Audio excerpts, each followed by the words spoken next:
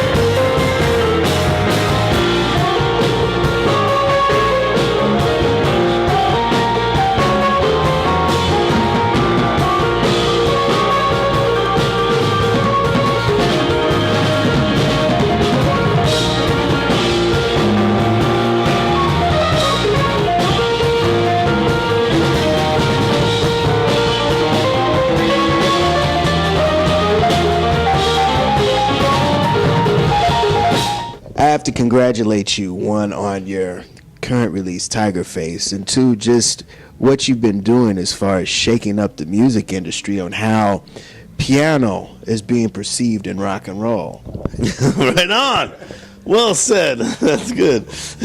Well, I mean, it's the truth. I mean, it's like, we talked earlier. It's like, Dr. John, Sly Stone, those guys brought a whole nother vernacular. Steve Winwood, they brought another vernacular to organ and piano. Elton John, and you're doing something that you and Glasper are doing something that's really shaking up how music is being heard and perceived.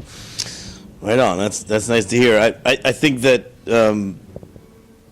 like we were talking about earlier, that it's something that's very just intuitive to me. The songwriting and all the songs that we're putting out there is very natural for me. It seems like music to my ears, I feel like some people might hear it as something that's a little different, and it might not really be on the totally popular side of things. But at the same time, it's easily digestible, and it's very melodic, and it has the vernacular of rock and roll, and it has similar sounding things that you might have heard already, but it's just a little different. And I think one of the biggest things that we're bringing to the table is the fact that we're traveling with our own piano, this little piano that only has 61 keys, which is completely different just right there. But on the back of the piano, there's a bunch of pickups, like guitar pickups, and that allows me to amplify the piano and affect the piano live, and use the effects in a live setting to change the sound of the piano.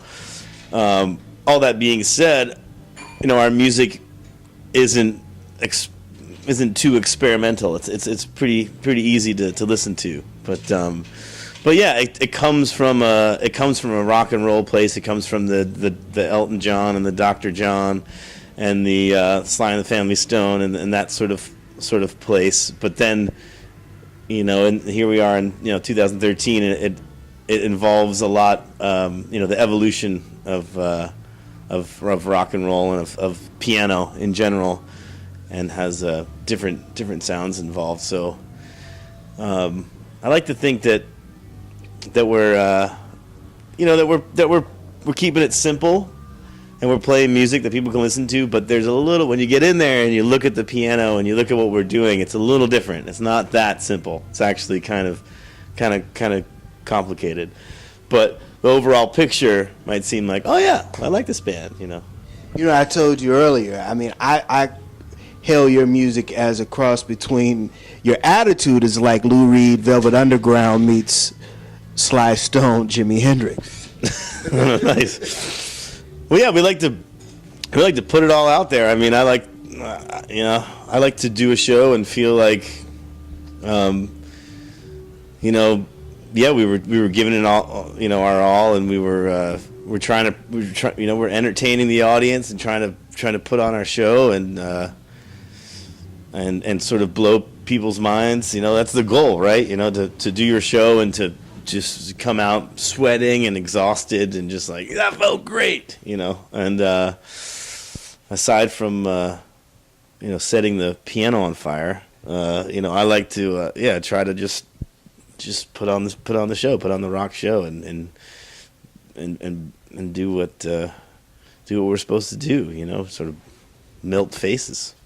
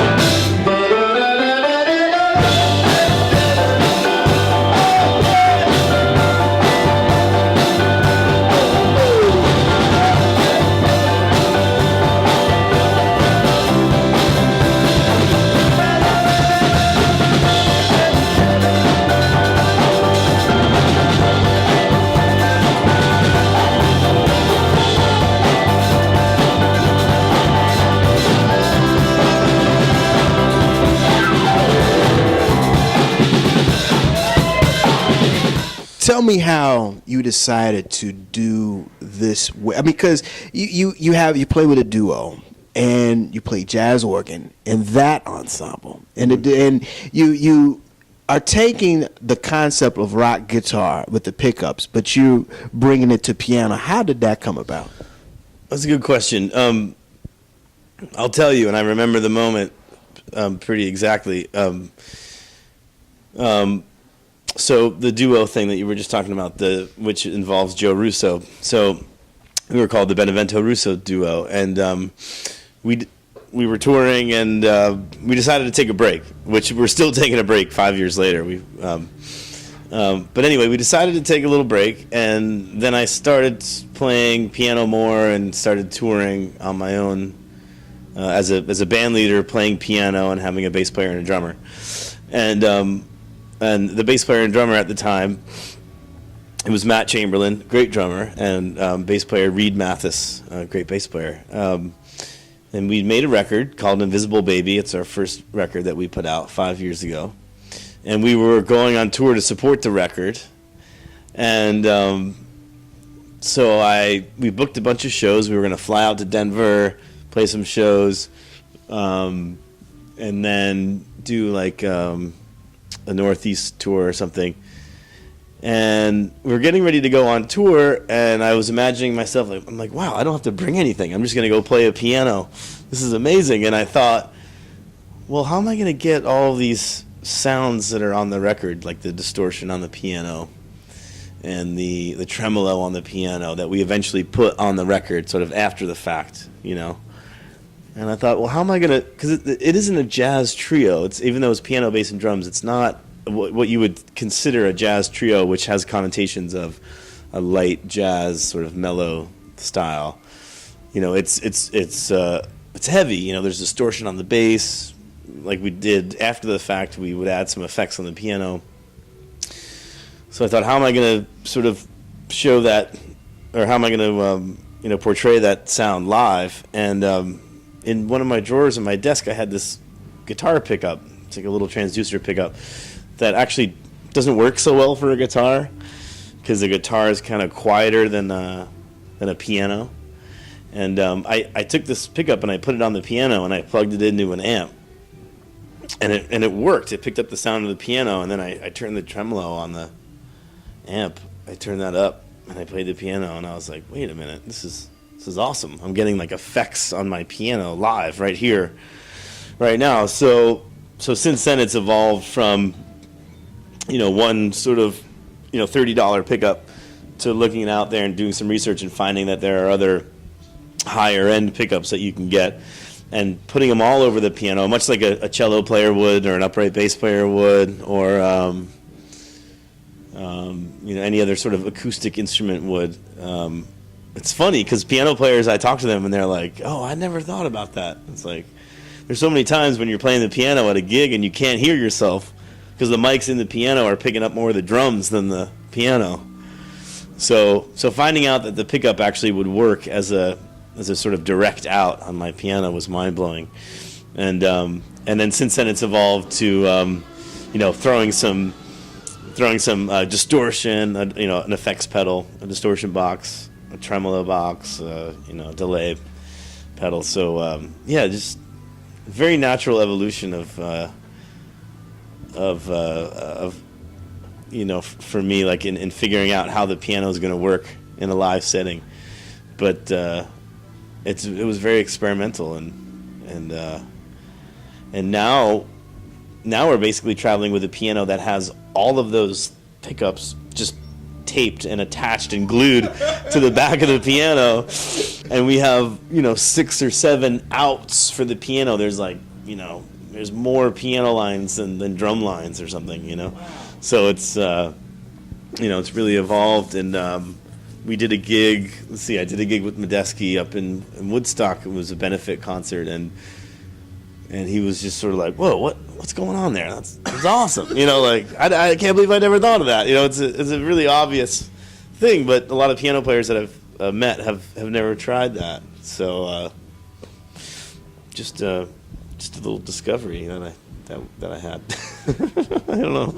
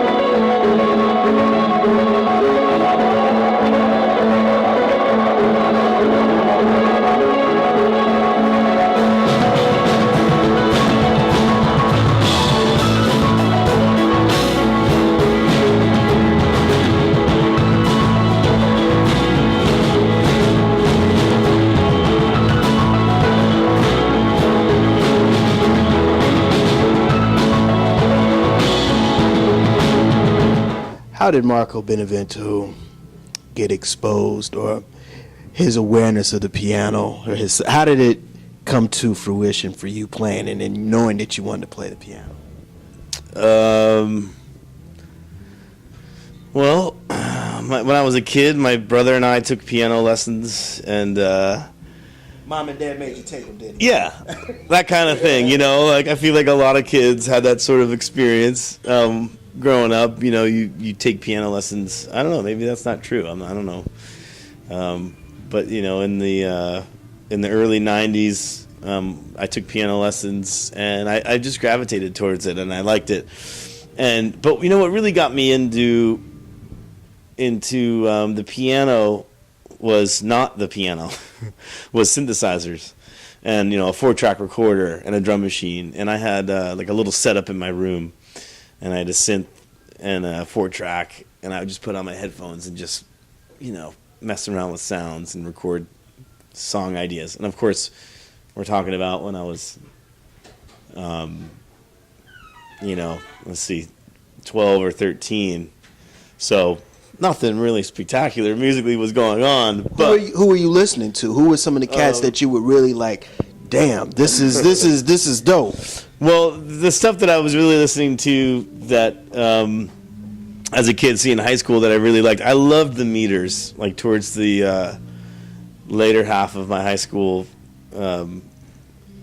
upbringing. Does that make sense?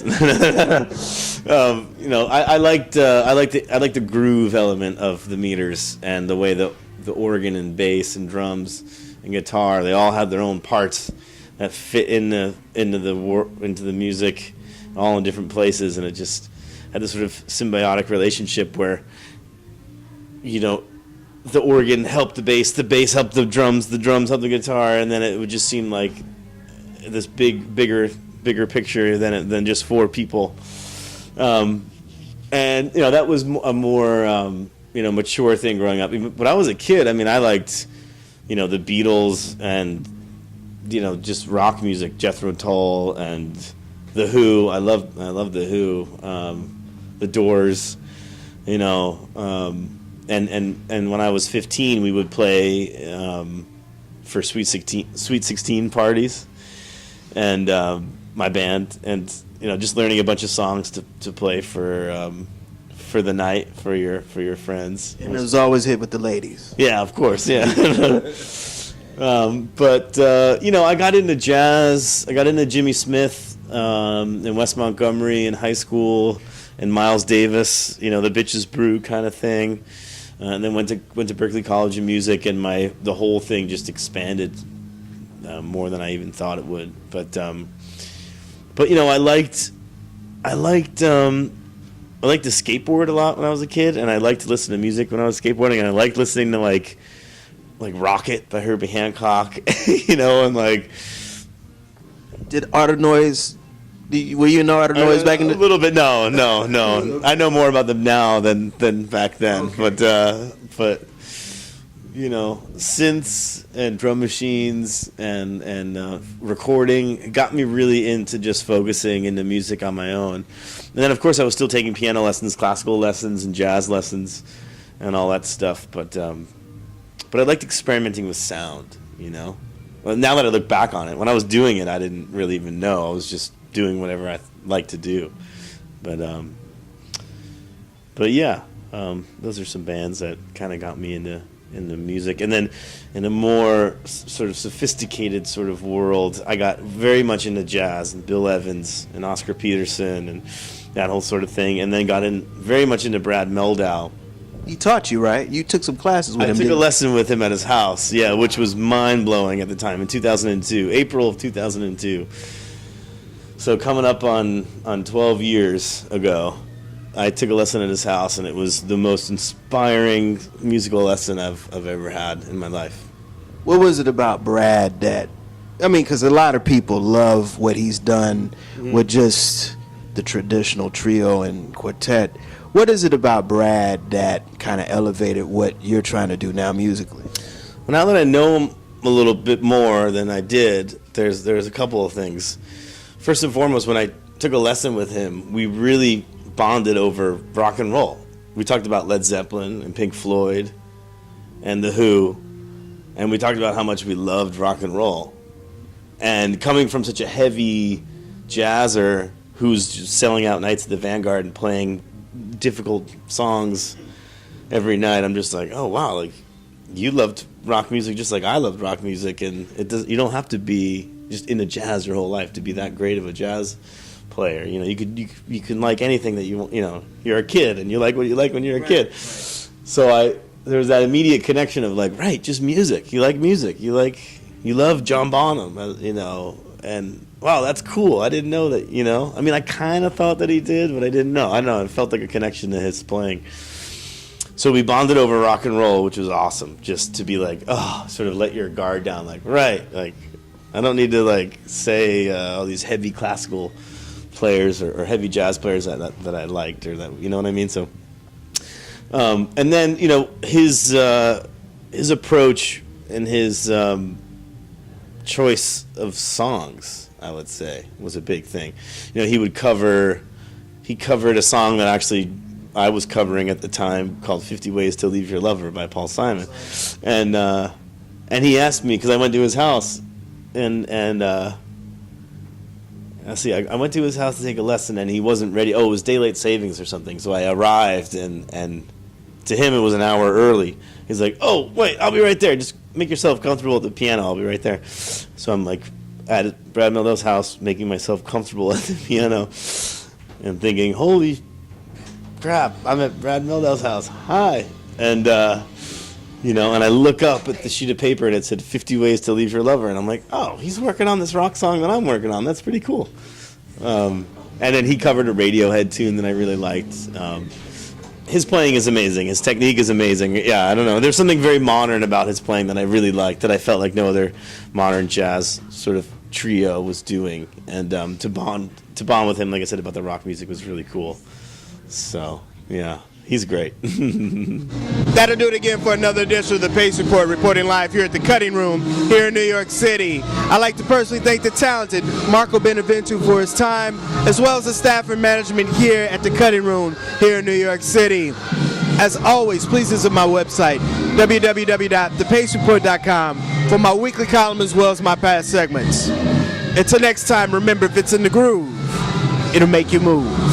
Until next time, peace.